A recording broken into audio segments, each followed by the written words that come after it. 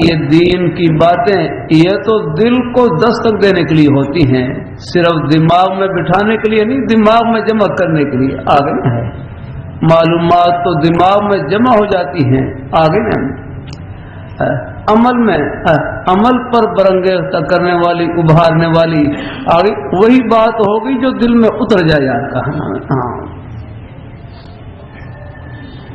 اللہ تعالیٰ اپنی مہربانی فرمائے، اللہ اپنی بارگاہ ہے، علم بھی وہی ہے آگے۔ ہاں اے بھائی کہنے لگے علم کا میں نہ جاننا، طلباء میں بیان کر رہے کہ علم کا میں نہ جاننا، فرمائے کن کو جانے، علم کا میں نہ جاننا کن کو جانے، کہنے لگے سب سے پہلے اپنے پیارے مولا کو جانے یار، یہ ہے علم کی روح یار۔ ہاں علم کا میں نہ جاننا ہے، فرمائے کن کو جانے، سب سے پہلے اپنے پیارے مولا کو جانے، رات دن جن کی نعمتیں ہم کھا رہے ہیں، استعمال کر رہے ہیں، سب سے پہلے ان کو جانے یار۔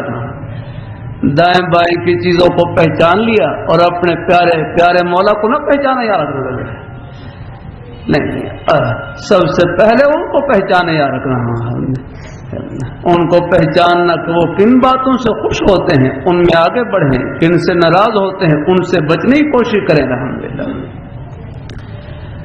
اللہ تعالیٰ سب کو توفیق نصیب فرمائے، اللہ اپنی بارگاہ میں قبول فرمائے، اللہ اپنی بارگاہ میں قبول۔ علم دین کی روح بھی یہی ہے۔ ہمارے ایک بڑے بزرگ مدینہ منورہ میں فرمائیں لگے کہ ہم کالے کے زمانے میں حضرت مفتی محمد شفیع صاحب رحمۃ اللہ علیہ کی خدمت میں حاضر ہوئے۔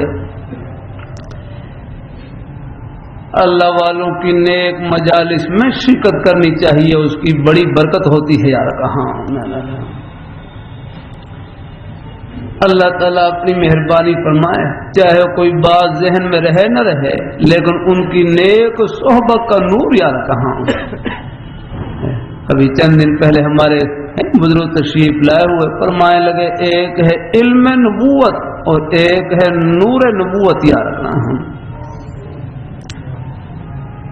فرمائے علم نبوت وہ تو حدیث شریف کی کتابوں مل جائے گا یا رکھنا، لیکن نور نبوت فرمایا وہ نیک صحبت میں، اللہ والوں کی صحبت میں نصیب ہوتا ہے یار کہاں۔